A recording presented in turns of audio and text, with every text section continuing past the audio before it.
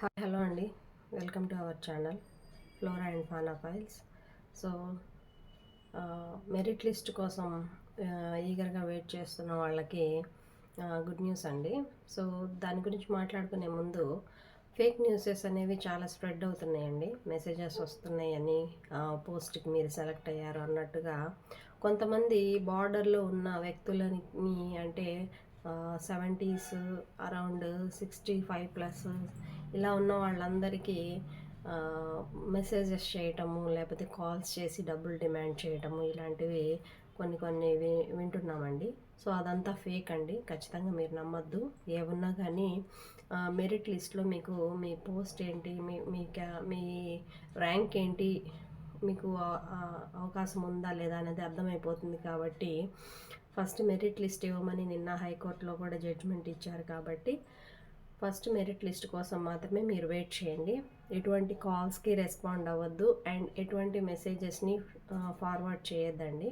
So అలా చేస్తే మీరు మళ్ళీ ఇబ్బంది పడే అవకాశం ఉంటుంది. కాబట్టి ఏదైనా అలాంటి కాల్స్ కానీ ఏమైనా మెసేజెస్ కానీ వచ్చినట్లయితే అది అఫీషియలా కాదా అని ఒకసారి క్రాస్ చెక్ చేసుకొని కంప్లైంట్ పెట్టండి. దాని మీద ఇలా మెసేజెస్ వస్తున్నాయి అన్నట్టుగా గ్రీవెన్స్కి కంప్లైంట్ పెడితే వాళ్ళు దాని మీద చర్యలు తీసుకుంటారండి.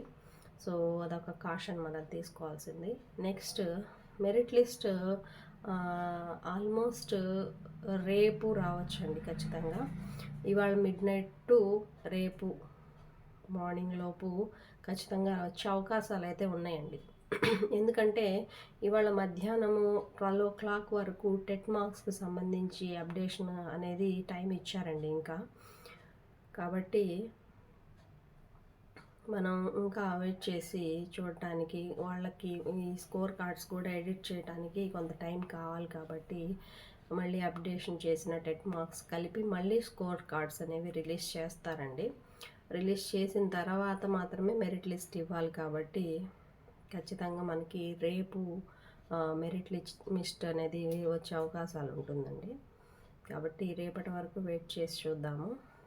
అలాగే ఎవరు కూడా మెసేజెస్కి రెస్పాండ్ అవ్వద్దు అండ్ ఎవరు హోప్స్ కోల్పోవద్దండి.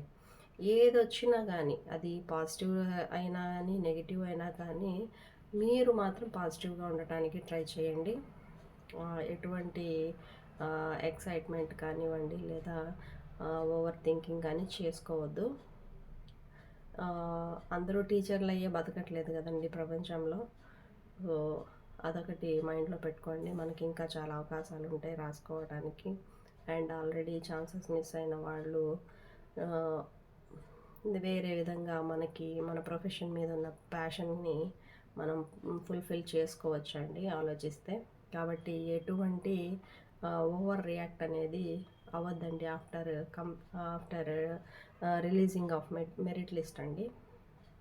కాబట్టి అందరికీ all the best and thanks for watching. Do subscribe and like, share this video. Thank you so much.